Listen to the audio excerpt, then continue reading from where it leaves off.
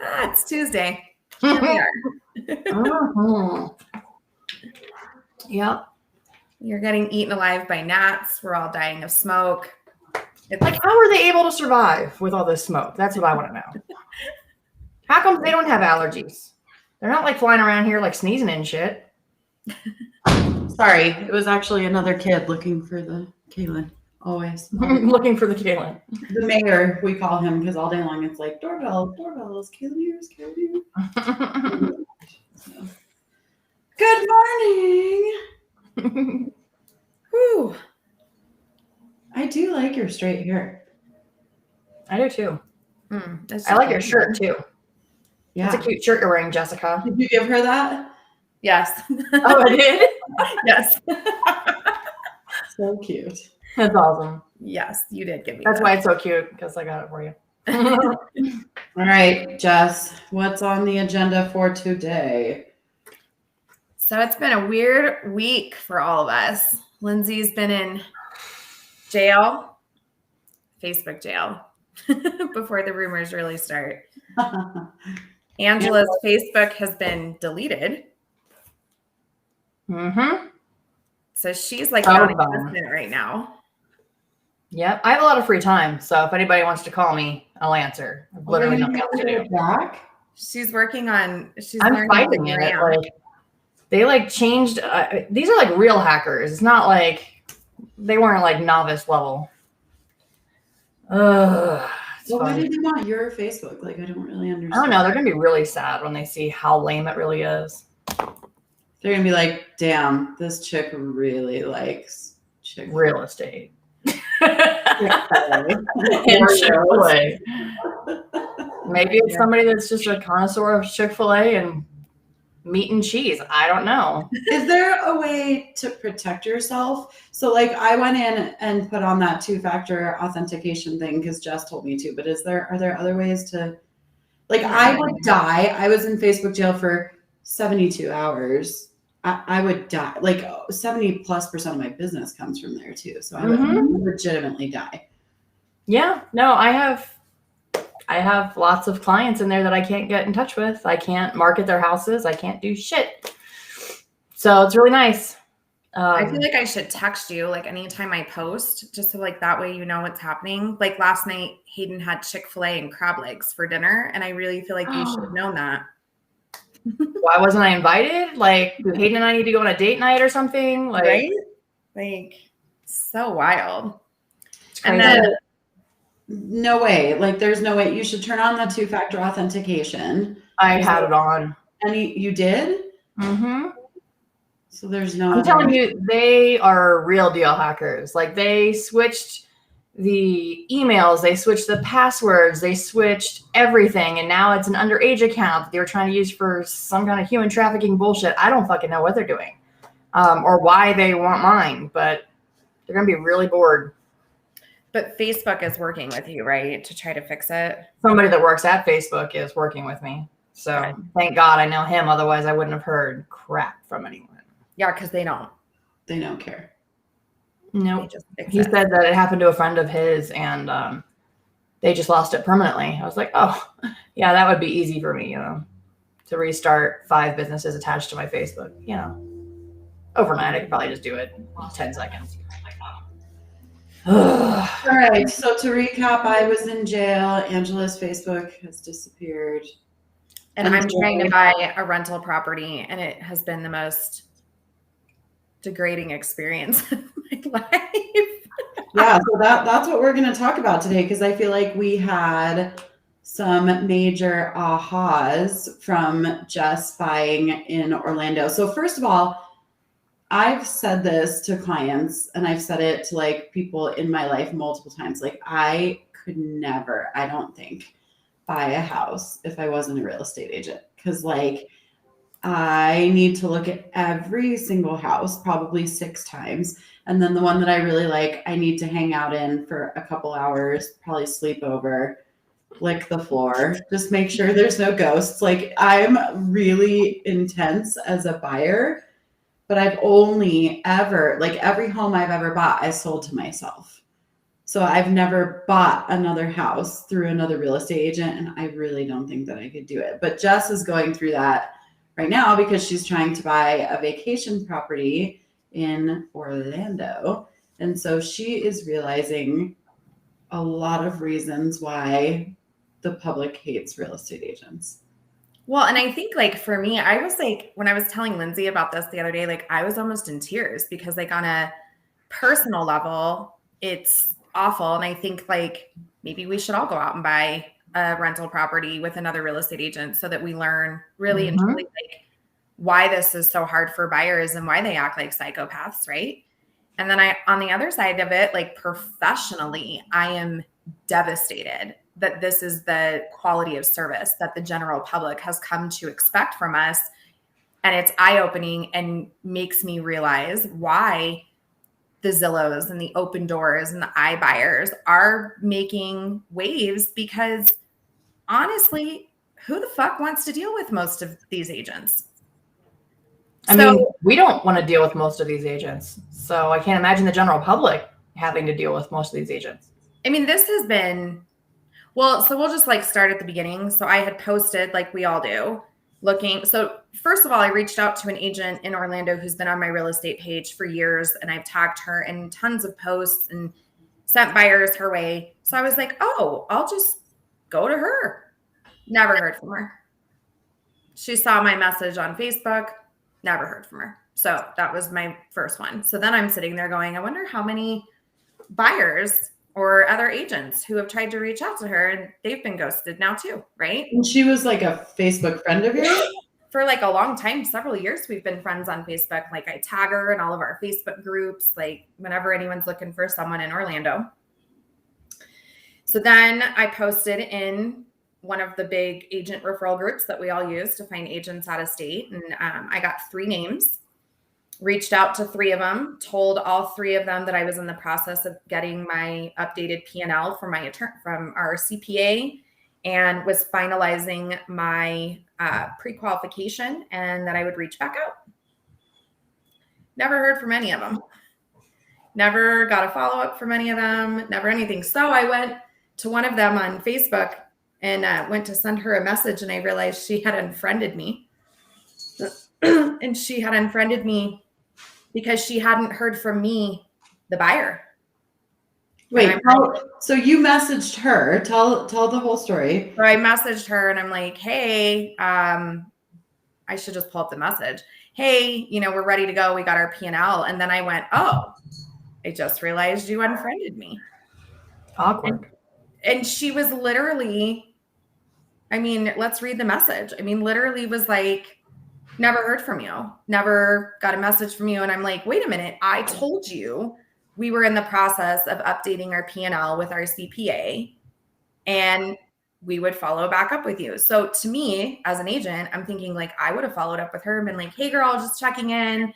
Just want to see if you need anything from me. Do you want me to set you up on a search so you can at least start kind of getting the lay of the land? Do you want to jump on a call with me and we can talk about some of the things that you're looking for?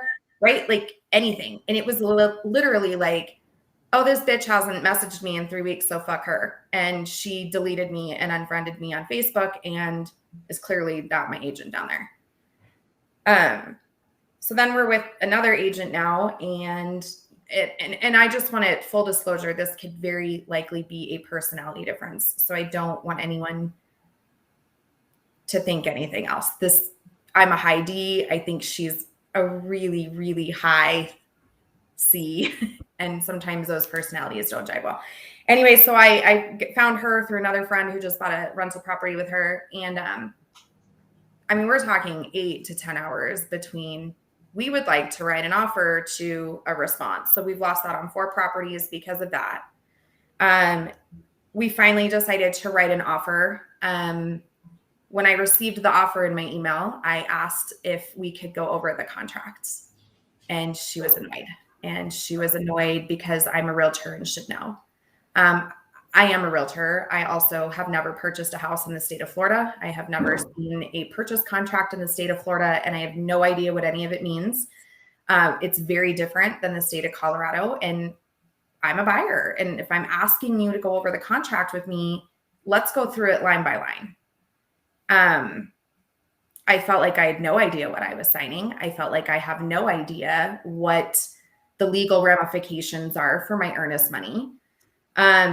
So we ended up writing this offer, we submitted it. The agent just never responded to anybody, the listing agent, as far as we know. I mean, they could have. I even had Lindsay call the listing agent to see if the agent who wrote the offer was full of shit. The listing agent never returned Lindsay's call either. So if there's one thing I've learned, it's that y'all in Orlando need to learn what a telephone is. So we wrote another offer this past week. We wrote it on Thursday with a response time of Saturday, like literally didn't hear anything until Monday, like just nothing. I had to follow up with the agent multiple times this weekend to ask her like what's going on. And then one of the things that I learned, and I'm going to say this is because, be quiet, Amanda. Amanda answered her phone. So like, Amanda answered her phone. Anyways, but one of the things that I learned through this was getting that video of the property was very different than what the pictures were. And so I had made the comment that the unit is in much worse condition than I was expecting.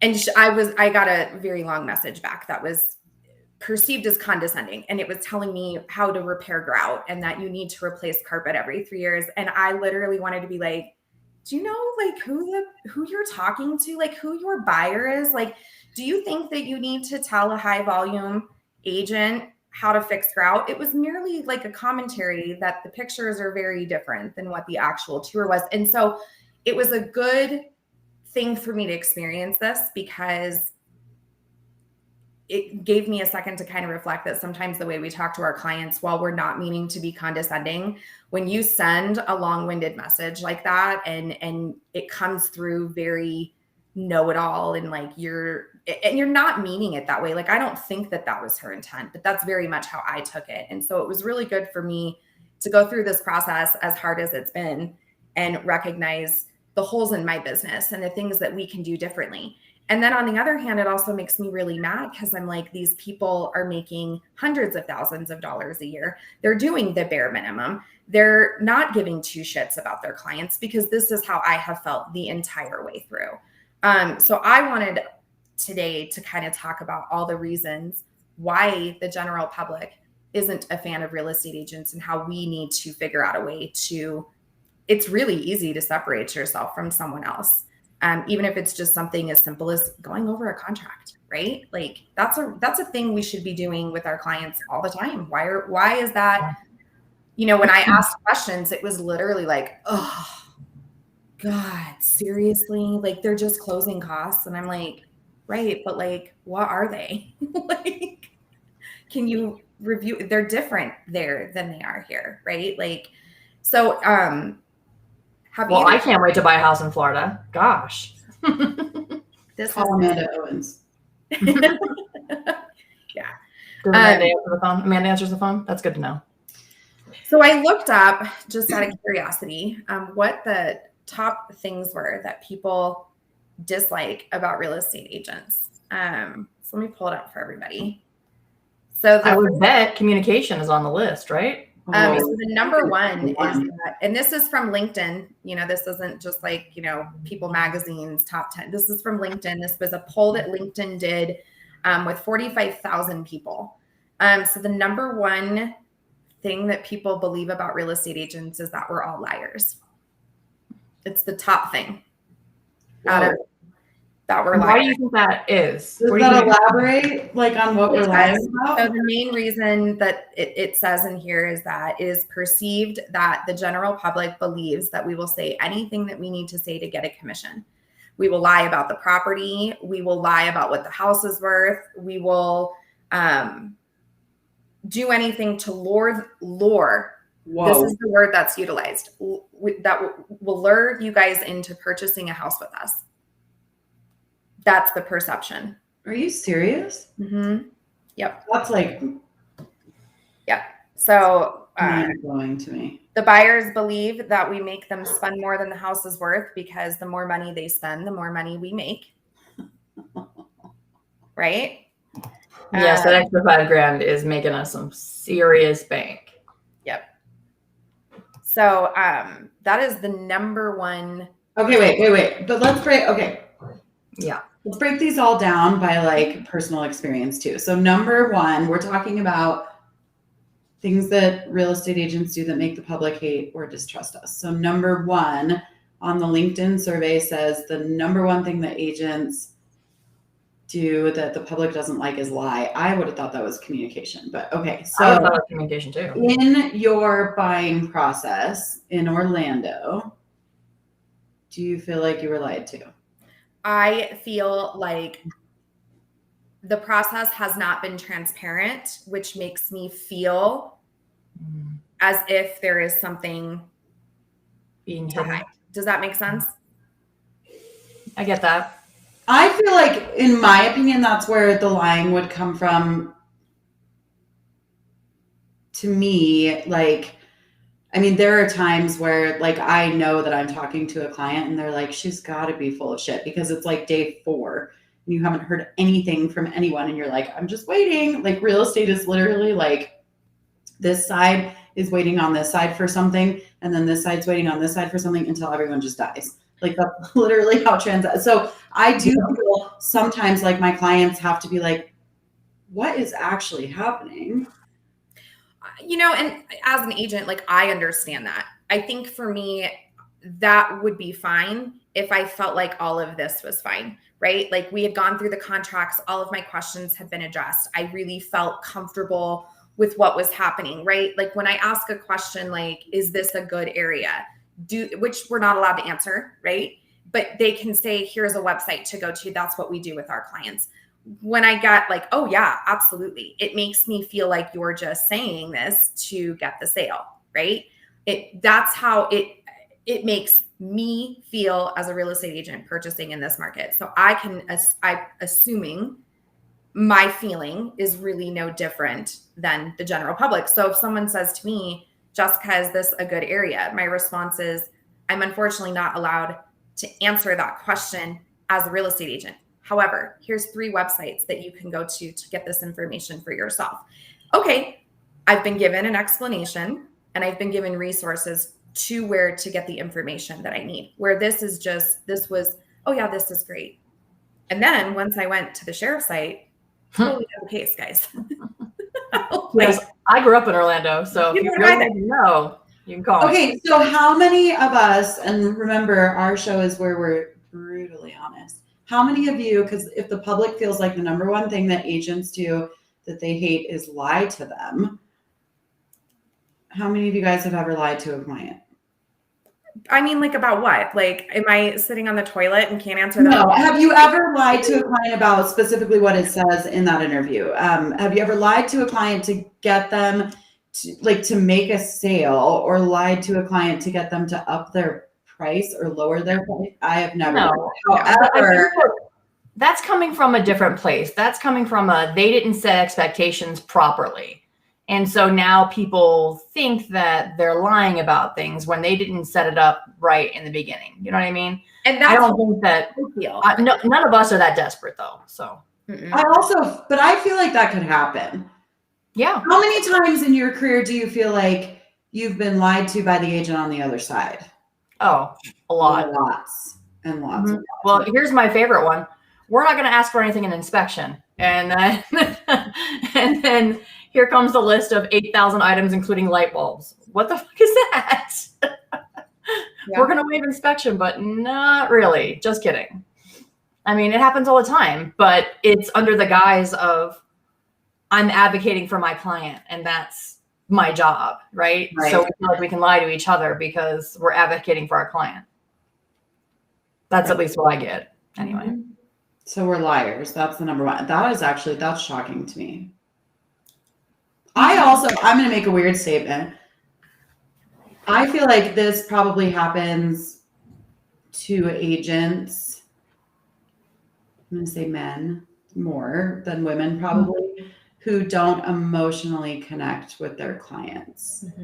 Because I definitely feel like if you're in the trenches together and you guys are connected and they trust you and you're open with them and you have that emotional relationship. Like I've never heard that before. So I'm like, how is this possible? But I feel like my clients, your clients, Angela's clients know that we care for them deeply. I mean, how many times have you, I mean, I literally will screenshot the messages because like I have Mhm. nothing to hide. I have absolutely nothing to hide. So like, here you go. Here's what's being said. Here's what's not being said. Here's where we're at. And here's what's going on. Right. Like that's it. Yeah. But I mean, we do know that other agents are doing this, because if we're competing on a listing with other agents and they're going in and saying, we're going to buy your listing and say that we're going to list it for 30 grand more and we can get you X, they don't know that they can. I mean, that's a lie, right? Well, that is a lie. Or tell it, like we've talked about this on our show this year, picking up clients right now in what was the craziest seller's market in history and telling them, yeah, I can buy you a $900,000 house for $400,000 and you have down payment assistance and not uninterrupted. Like that's a lie too. Yeah. But those are, okay, so this is interesting to me. To me, those are lies coming from an agent who is afraid to piss off their clients or doesn't know how to set proper expectations. The lie that they're talking about in that LinkedIn article is like predatory lying. Now, to me, they're both predatory lying, because if you're not setting proper expectations, you can have a really difficult time. But I don't know if I believe that, number one. So number 2 is poor time management. Organizing your day, attending meetings, open houses, private inspections, returning a simple phone call, sending contracts on time, appraisals, and even attending your job on time. Why? Wake up early in your day, plan your day from yesterday, and make sure you've allocated enough time for travel. As a professional, it shows that you can't organize what's important into a client. It shows that you don't even care enough to work out their time with them. Woo. This is a very brutal article, everybody. That one is true. That one I believe all day long.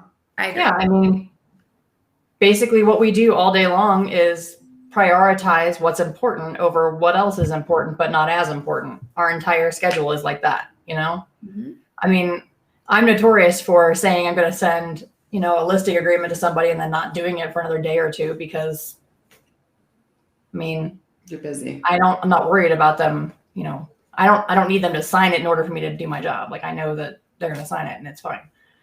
But I think that agents notoriously are bad at time management because of the personality type that is attracted to this field. Probably. We're all independent contractors and business owners, so we do what we want, right? Yeah. I mean, no, I think this is a huge issue. Like I have seen so many real estate agents that I've, you know, trained or hired, and they come from real jobs, finger quotes, and then they come into the real estate business. They have zero idea how to manage their time, how to hold themselves accountable. Okay, so that one's a real issue to me. Like, it takes 5 seconds to send a text message. You can send a voice message if you can't text because you're driving. Like, I think that's a huge one. Like response time, responsiveness. I think don't you think? I do, but not for me. So yes. Well, I don't think it is for me either, but I'm saying but you just experienced this in Orlando, right? So tell us how that felt. But it comes back to that trusting thing, right? Like, we lost that on 4 houses because you haven't gotten me the offer. So now I don't trust you, right? So it all goes, to me, those two things go hand in hand. When you're dependable, you're on time, you follow through with what you say, those things all build trust, which makes, number one, us being liars less of an issue, right? Like, all of these things go together. I think fundamentally, like, it's communication too, you know, like if you can't answer your phone, you can't call me back. I mean, that's the fundamental root issue here, right? I mean, it is, and it's nasty. Like, I mean, the bar is set pretty low, right? Here I've had the pleasure of working with some really incredible real estate agents, and I really am not joking. I think they're really incredible because they answered their phone and we are kind to each other. That's literally where the bar is at right now for making an incredible, like, a transaction so great. I want to jump up on my rooftop and be like, this agent was phenomenal. They answer their phone. They do what they're supposed to do, and they are kind to me. And that feels like this love fest because no one's nice anymore. But no, it's true. Like, how many agents have you seen where you can't get a response to an offer? You don't find out that the house is under contract until it goes under, in the MLS. Like last week, I submitted an offer for a buyer, talked to the real estate agent on the phone before I submitted the offer, sent a text, like communicated like a crazy person with her about it. And then her deadline was Sunday at 6. Monday morning at 10, I texted her to ask how we were looking. And she texted me back and she was like, "Who is this?" Are you fucking kidding me? Like, if you can't keep track of like who is who in your phone when you have like multiple strings of messages with them, like you don't really have business being in this business, in my opinion. Like, it's shameful how far the bar has been dropped down. So I think that number 2 is a big one. Read number 2 again. So number 1 was we're liars just to get a commission. And number 2 is what? Poor time management. As simple as organizing your day. Most real estate agents have a problem with attending meetings, open houses, private inspections, simply returning a phone call, sending contracts, appraisals, and even attending their job on time. Why? Wake up early, plan your day from yesterday, and make sure you've allocated enough time for travel. As a professional, it shows that you can't organize what's important. And to a client, it shows we don't care enough to work for you. I think that's also a leverage issue too. Yeah, but like we talked about this on the show before, get some help. Like, this is not that. If you are running around doing so many showings, then get someone who can write the offer for you while you're in the car on the way to the next set of showings. If you can't manage your file, get a transaction coordinator. Like, it is not the public. It's not your client's fault that you're too busy. Well, and I also think, and this is maybe an unpopular opinion, I also think that, first of all, most real estate agents are not that busy. And like when I call you and you tell me that you're super busy, I've already looked up your production. So calm down. Okay.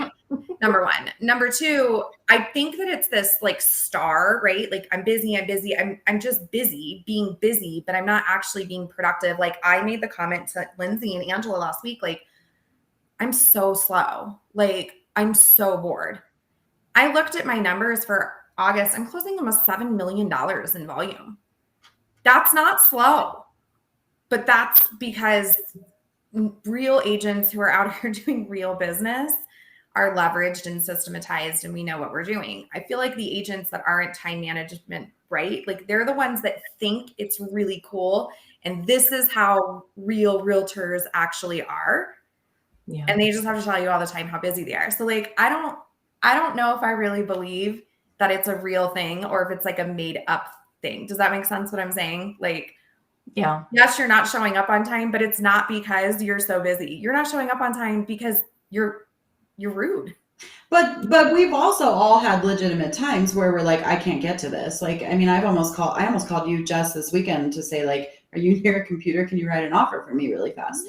Right. Cause my TC was out for the weekend. So like, I mean, but that's if you are that busy, get them help. That you don't punish your clients because you're too busy. And if you're too busy and you don't want to leverage and you don't want someone to help you, then tell them that. Say, it would be a disservice to me to help you right now because I am too busy to care for you in the way that you should be. Let me refer you to someone else. I've done that before. I've actually done it a lot. All right. What's number 3? What's the okay? This one makes me laugh. Okay, Angela, let's guess. Hang on. What is the number 3 thing that real estate agents or that the public hates about real estate agents? Too salesy, like used car salesy, I guess. I don't know if that's part of number 1 or number 2, but I feel like they're all going to be kind of related. I don't know. I feel like they're going to say we're overpaid, but I don't know. Number 3 makes me laugh. It's grooming. Grooming? I am the queen of yoga pants and the messy bun. Oh. So grooming, rolling up, reeking of cigarettes, shirt semi-tucked, hair like you just came off a roller coaster, stains on your clothes and scuffs all over your shoes. Not attractive. Be a professional in every aspect of your game. The key to sales in any industry is dressing the part. A well-groomed salesperson can speak with authority, confidence, and will be respected among all that interact with him or her. If you can't maintain yourself and look like $1 million, why would I trust you to sell my largest asset? I don't agree with this one. Clearly, I feel attacked. I do, but I mean, I'm different. Like Angela and I are different. We both grew up in a world where you dressed to go to work in this business, right? So like, Yeah. I love my dresses. I love my shoes. I will never, ever, ever. This is like, okay, so real true story. So my grandparents passed away in California about 5 years ago, and we had to sell their home that we all grew up in California there. And I referred them a couple agents. So my mom was in California with my uncle choosing the real estate agent. I sent them 2 agents. They were from different Keller Williams market centers, but top producers. One showed up and she was, I mean, we're talking Los Angeles, right? She was very well groomed, very well put together.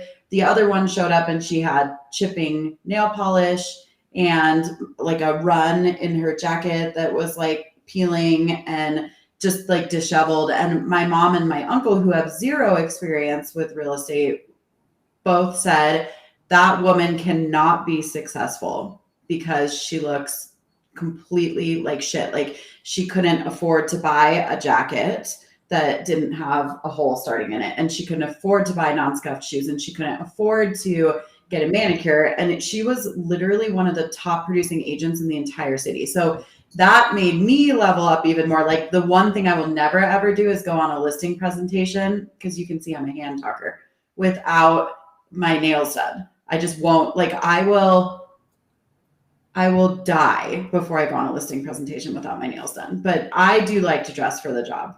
I also totally respect the people that don't. And I'm just very much like, I am a jeans and t-shirt girl. So like for me, walking into a listing presentation with like a suit on, I'm uncomfortable. That's not me. That's not who I am. Walking into a listing presentation with a nice pair of jeans on, my boots and a blazer, like that makes me, with a cute pair of hoops, and I'm ready to rock. Right? Like that's who I am. And that's what makes me feel confident. I would never walk into a listing appointment with a, hole in my jacket and, my nails chipped and everything else.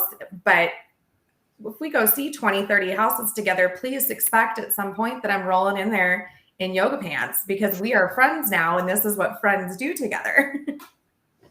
Well, and the reality of that situation with her, looking at the production that woman was doing, was she was probably way busy, right? And busy with nails. Sneak in to get a manicure, and she probably grabbed the first jacket. Like she probably hasn't done laundry in 6 months, like I have, because she's exhausted and she's overworked, right? And so probably all of those things that she had going on were actually like almost good things, because it showed that she was really busy. But my family's perception was, this woman is a schlub. Cannot work with her. We can't work with her because she's gross. Valerie Stewart says, yes, Jess. And John Jarvis says, no chip on your nails, but I love the chip on your shoulder. Yeah. But I mean, Jess does a monster business in yoga pants, right? But that's who she is. Yeah. I will sometimes, like if I've known the client for a while, I'll dress down a little bit, but my first appointment, I'm always in dress clothes. And because I also like to dress up, like, especially after COVID, like where else do I even get to wear real clothes? And put on makeup and do your hair. It's like that meme, like first showing dressed to the nines, the second one, jeans and a blazer, third one, like you're lucky I brushed my teeth. I feel like I'm like the opposite. Like the first couple, you're going to probably see me coming from a house I just demoed. And I might have chipped nails because I just hit one with a nail. But by closing, you're going to see me in like, probably $1,000 pair of heels and a very expensive purse and a full suit. But by the time I get there, like I might be actually working before that, like working in the field, because I do so many different things. Like I can't wear a business suit and be moving couches. Like I just can't do it. So I think that I always preface it with my client and I say, hey, I just came from doing this. And I set the expectation that sometimes you're going to see me like this, other times you're not. But I'm making a house beautiful for somebody. And unfortunately, that means that I'm not going to be beautiful today. So And I also think, so this is like a really bad thing that I'm going to say. You guys are going to get mad at me probably. But I feel like my production goes up the fatter I get and the less, Stop. how do I say this without being like offensive? I know exactly what you're I'm doing. not as threatening, I guess. So the less beautiful and skinny I am, but chubbier and not threatening for the wife. Like they're like, yeah, take my husband. I don't need to be there. That's fine. And we get more stuff done because they're like, nobody's gonna want that. It's fine. But I mean, honestly, like I swear to God, like the second I lose weight, I, get less busy. So I'm about to lose 30 pounds because I'm really committed to it. And my production's probably going to go down. I'm going to track it just out of funsies, but it's not like a bad self-esteem thing for me, but like, I don't care. You can make fun of it if you want, but I swear to God, there's truth to it. I swear. Well, it's funny because I've been moving more into our luxury market a little bit just because like my clients, that's the price point that their houses have moved up into. And literally on Sunday, I was like, I can't wait for Kalen to go back to school because the minute that he's back in school on Thursday, I'm going shopping for new clothes and I'm leveling up. Like I'm going to buy designer shit this time. Like I'm usually like, I buy the very nice dress, but I buy it off the rack at Ross. Now I'm going to buy a damn dress. Maybe you and I can go and get custom suits made because it's been on my bucket list for a long time. Ooh, okay, deal. All right, what's number 4? So I'm just going to go through the next ones kind of quick because they're kind of stupid to me. Vocabulary, obviously sound intelligent, right? Number 5, sold, meaning like, oh, the house is already sold. We didn't know that. I don't really know how that's our fault, but no loyalty. It just says that buyers and sellers both feel like when a higher dollar commission comes through, we tend to ignore them and pay more attention to the higher dollar commission. So I feel like that one could maybe be true. It's not true for me, but I do feel like that could be true for some people. Don't you think? I think so. I mean, like there's a few agents in my office, not my new one, but previously that like wouldn't touch deals unless they were a minimum of X. I've never been that way, which is funny. A Facebook memory popped up today. Actually, one of my best friends from childhood picked another real estate agent over me because he said that he saw the kind of houses I sell and I wasn't in his price point. They bought a $500,000 house. And I was like, I don't even know what that means. Half the stuff at the time, $500,000 was over like our average sales price at the time. And I was like, half the stuff I'm selling is like $200,000. Like, what does that even mean? So I do think there is a perception. I mean, I've heard that from clients. Yeah. Like I picked up clients before that have been like, we were working with this other agent, but they basically said that they won't show us in this price point. I kind of have a feeling that could happen a lot right now, actually, even though it has nothing to do with the agent, but those of us that are setting more expectations for people and telling them you aren't going to be able to get what you want in that price point anymore here. Like, I feel like those people could maybe feel like, oh, well, they don't want to work with me because I don't have a big enough budget. Yeah. And I'm like the opposite. I would rather work with people at the $200,000, $300,000, $400,000 budget than really the $1.5 million people. Those are not my people. I know every listing there is out there and my price points that I'm comfortable in. I'm not going to be out there showing, $10 million houses. Those are not my folks. I think it's about knowing your clientele. And you should definitely eat a cheeseburger for lunch and maybe answer the phone. I feel like those are two good things for lenders. Chunky and answer their phone. So John Jarvis says, some people think that because you're a productive agent or lender that you're too busy to take on more work, unfortunately. Yeah, I mean, it's like, I feel like that's why every old school real estate agent in the history of real estate always used to have never too busy for your referrals on their business card or on their email signature, right? Yeah, I've wondered about that. Like, I wonder if I've lost clients over the years because they're like, oh, well, she's too busy. I know I absolutely have, and it sucks, and nothing I can do. Perception, right? And if you don't at least call and if I don't answer the phone, if you call me 10 times, then yeah, I think the assumption would be I'm too busy for you. If you don't even try, then I just feel like that's a you problem and not a me problem, I guess. I feel like I definitely see it with lenders more than realtors. I think because they can easily get overwhelmed if they don't have good systems and good people in place. And hopefully my lenders aren't watching right now. I actually just cut one loose because they couldn't handle the volume and they couldn't respond to my clients in a timely fashion or me in a timely fashion. And just like there's a lot of realtors, there's a lot of lenders too out there. And so please don't slide into my inbox. I actually don't have one right now, which is awesome. With all of your, here's why you should use me as your lender. I really am easy to work with, but if you don't answer the phone, you don't call my client back. Yeah, we're probably not going to get along. I mean, it's not hard. Just. That's happened to me. And Jess and I, and Angela, I guarantee you this has happened to you too, but Jess and I talk about this all the time. Like this is what happens to us all the time. We find, I don't know, a handyman, and he's the world's most brilliant handyman. And then I pass him to Jess, and then Jess passes him to another agent friend. And then pretty soon they're doing, or a painter or a plumber, this has happened with lenders too. Like we pass them along, and then their business booms because we send everyone we know to them, and then they can't answer the phone for us anymore. And then we have to go out and find another one. It sucks. Classic example, bringing a lender into a home builder. Okay, but wait a second. And then they never call you back after they're too busy. Now that just made me light bulb though. How many clients think this? How many people's clients think I referred all these people to that agent, and then when I go to work with them again, their systems suck because they have no leverage because I made them busy and they're treating me like shit. Think about that for a second.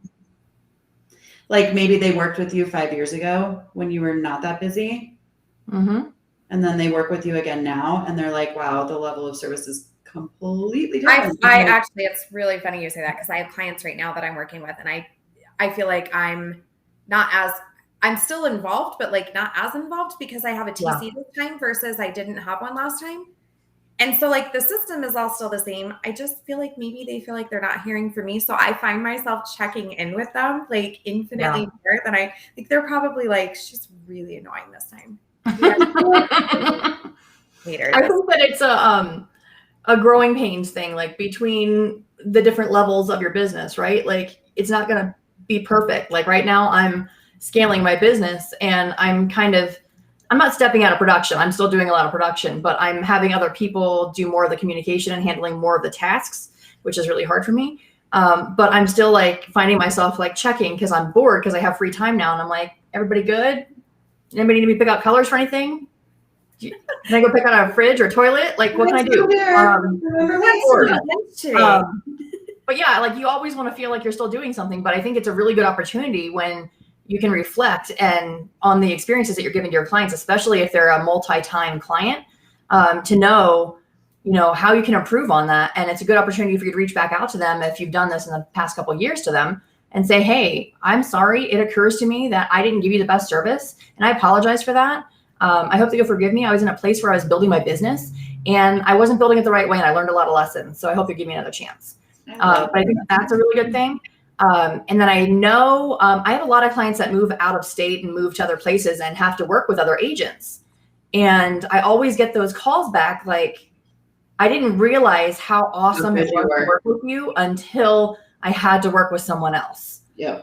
And so I always use that as a training thing for my people. Like, hey, in this market, we've got a big hole because the people I'm referring them to are supposed to be the best.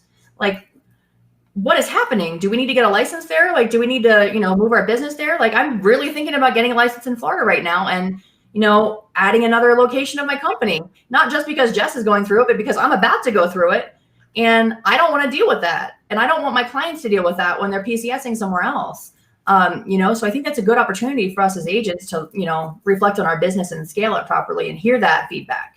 It's also why I think that we need to go back to having a homegirls referral group in which we vet really rock star agents across the United States that we can send people to and people can get help with. Because, dude, like you literally, it's very difficult and I refer a lot of clients out of state, and it's very difficult to like figure out who's who. Yeah, it's not. I think it needs to be people that we personally work with. And I think it would be a great resource for other agents to know the level of service you're getting. It's not just a referral group, but it's the best of the best referral group. Like if I can call Sheena in the middle of the night and she answers the damn phone for me and she does like $20 million a month or something on her team, that's an agent that I want in my referral network. But what, I mean, how many times have you ever referred? I mean, this is happening to Jess, and she all the is time, a top producing agent, but how many times have you ever referred someone to someone else and they screw it up and then you look like a total ass? It's Yeah. the worst. I mean, it's a real thing. I worry about it every single time I refer someone. It's a stressor. Like, oh shit, I have to refer someone that's going to be like me. Well, how do I find somebody like me there if I don't know them personally? All right, what's next on our list? We'll power through these last ones, but I also think these last ones are the most important. So lack of knowledge. Most buyers powering through that. That's a big deal. That's true. So most buyers and sellers feel like when they ask their agents standard questions, most agents don't know the answers. Simple questions like, are there any easements? Lindsay, this is funny because we just talked about this, affecting the property. You'd expect the listing agent to know the answer to this question. Word of advice, have a book with common questions filled out and answered, which isn't even real. But understand your market. Like, I know that I drill on this all the time. Like, I am such a firm believer that part of being knowledgeable is being in a market that you serve on a consistent basis. I am not going to go and serve a client in Colorado Springs the way that I'm going to serve a client here in the Denver metro area, right? I've also come to a place where I'm not going to go to northern Denver because it's so far from me. I don't know anything about up there. I don't hang out up there. I don't know anything about anything up there. So I refer them out. Part of having knowledge is being an expert in one. This is my opinion. Please don't mistake. Like, if you're an agent who goes all over, do you, boo? But to me, I know that my business became infinitely better, more profitable. I became more known in the area that I was in versus being an agent who goes all over the place. And I'm confident serving the areas that I serve because I have the knowledge to properly serve my buyers and sellers. And so that to me is very important. I have all the contacts for handymen down here and painters, and you move up north, I don't know anybody. Like, you're on your own. Have fun, right? So let me refer you to my friend Haley up north, who's going to take care of you. Her business is up there, right? Like, have knowledge in the markets that you serve. You can't possibly know. Like, I've seen agents working multiple markets, not just multiple states. How on earth can you possibly know? Like, up in Denver and West, they've got some water rights issues, like big ones. And how the hell am I supposed to know that kind of thing? Like, if I'm driving a Breckenridge to look at what in the hell, why would you do that? Why not refer it to somebody else that's awesome, that knows the market just the way you do in your market, and build a relationship and build a referral pipeline? Those agents aren't going to be coming down to your market to sell houses either. So that's two-way street. And I always come back to, like, and this has nothing to do with the knowledge part of it, but like, if you're driving 2-3 hours for a showing, your whole day is gone. So like, what have you done in the rest of that day to produce business? Nothing, right? And what if you get there and find out the house is already under contract? Exactly. Or you're in a multiple, whatever. Like, you want to list a There's house. so many things. Yeah. I mean, but to me, that is a massive issue that we have. I mean, how many times have you called a listing agent and you've been like, do you know if they, and I'm talking very generic questions. Do you know if the HOA will allow us to park a boat out front? No idea. They have no idea. The house is AC. Like, we all know as listing agents that there are certain questions that a buyer is always going to ask, or there's a chance that they're going to ask. Can we have a pit bull in the condo complex that we're looking in? You should probably know the answer to that because they're probably going to call and ask you, right? Mm-hmm. What kind of financing is this house eligible for, or condo or townhome? Like, every day I run into this stuff where I'm like, why? You're the listing agent. Why do you not know there's a sinkhole in the back? Why is it a VA eligible property and you just wasted everyone's time? I think that comes from, I try not to take it out on the agent themselves. I try to use it as a learning experience for them, but I judge their broker really hard. For not educating their people properly. And I don't care how big your brokerage is. If it's too damn big for you to educate your people, you need to figure out how to delegate and, have some people coaching your people. They shouldn't be a liability. You should be teaching them. That's literally the biggest decision of their life as an agent, is joining your brokerage. And why should they join your brokerage if they're not going to get any support or help? Drives me fucking crazy. Okay, this one's my absolute favorite. An expensive bargain. An expensive bargain is something that's too good to be true. Without naming names, you already know of numerous agencies undercutting the market, much of which is our fault for being such a competitive industry. However, at the same time, they are significantly cheaper than other agents. It will also cost you more money in the long run to hire them. Yep. Agents undercutting have no reputation other than they are cheap. And almost always they aren't concerned with getting you the best price, but more so getting a higher volume of sales to make up their commission. For example, if one agent sells 20 to 30 properties to earn the same commission as another agent would selling 10 properties, who do you think will have enough time to concentrate on trying to convert standard buyers to premium buyers when selling your house? I think it comes back to you always get exactly what you pay for. But I think this is an interesting one because this is 45,000 people that they interviewed, and they're saying that there are bargain real estate companies out there that buyers and sellers are aware of, that everybody knows about. And these 45,000 people are agreeing that it will end up costing you more money to go with one of those agents versus a regular agent who's going to work for you. Well, that's awesome. It means that at least some of us agents are showing that there's value to paying a real commission, and what you're going to get for that outweighs saving, whatever percent on your commission. So it seems like that message is getting through, at least if the vast majority of us are showing that. And maybe people are sharing their experiences they've had there. Maybe they are realizing that they're leaving, $100,000 on the table when they're working with whatever company, when they could have put that money in their pocket. I think that's good for us.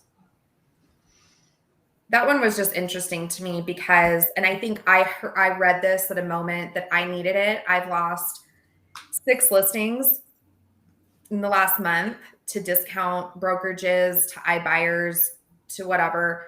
And this was good for me to read that there are still people out there who value.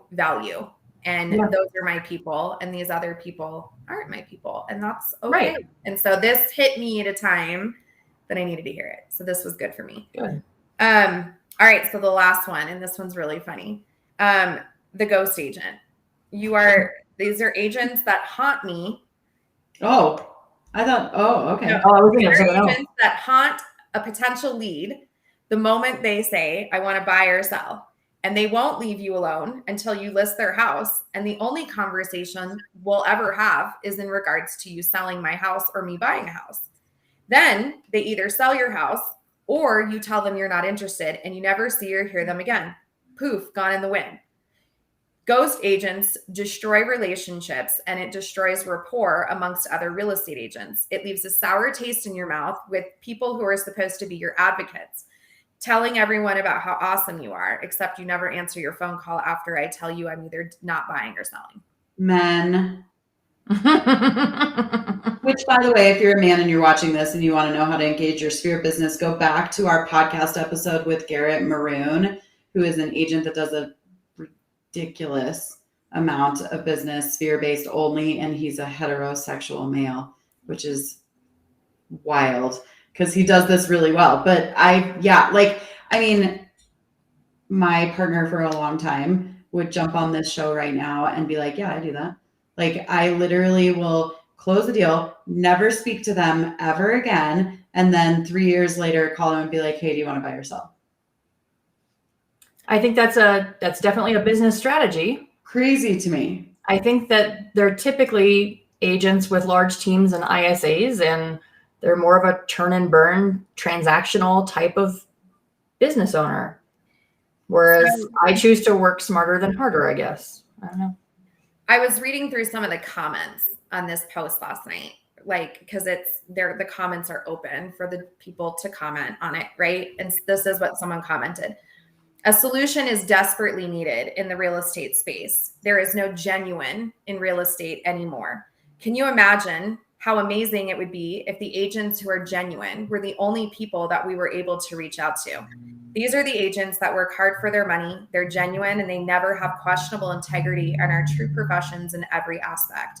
When you find one of these agents, they are a true dream to work with.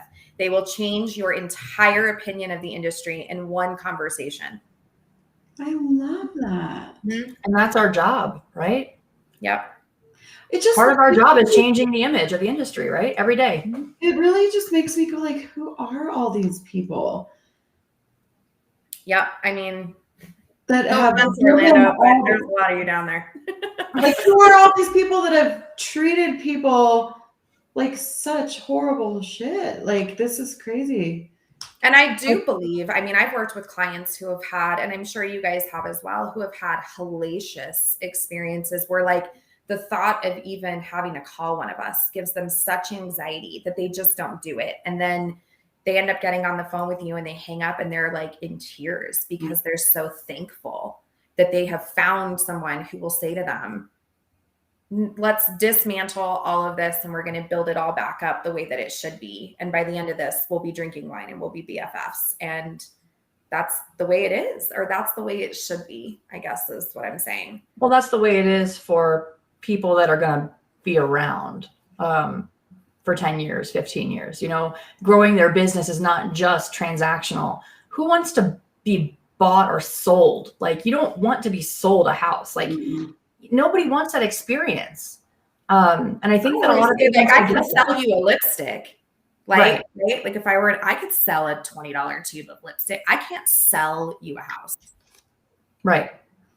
Well, and I think being the agent that says, no, I don't think it's the right time for you right now. I'm happy to be that agent. I sleep well at night knowing that I am. I'm not the agent that's going to say, you know what, if you don't buy right now, you guys are never going to buy. You know, like, I'm going to force you into this house basically. And, you know, I don't understand that, but I know where it comes from. It comes from the desperation. It comes from the fact that this business is very commission based. And if you don't have a plan set up financially and you become really desperate, it doesn't usually bring out the best in people in this industry, is what I've seen. And there's always people in this business who are sales based, right? Yeah. Who are incredible salespeople.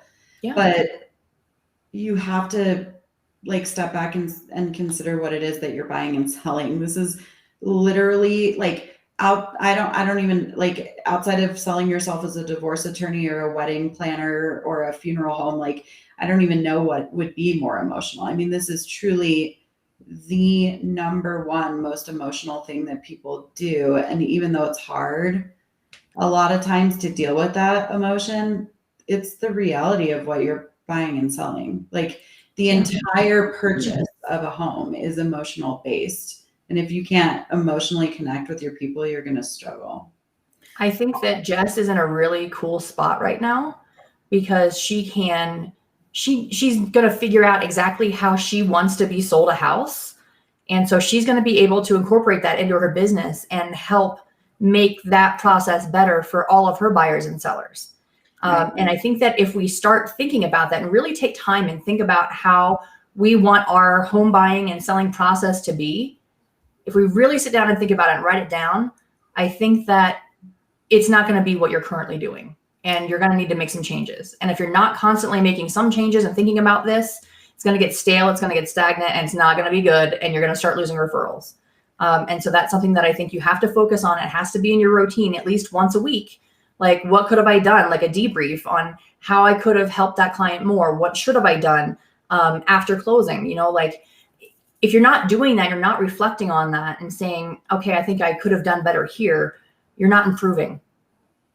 Well, and I think, like, for me, like, I'm kind of thankful I've gone through this process because I think it's important. I think if you're not constantly buying and selling on your own, we do lose sight of the fact that this is an emotional process. And I think for me, the funny part is this couldn't be any less of an emotional process if I tried. Right.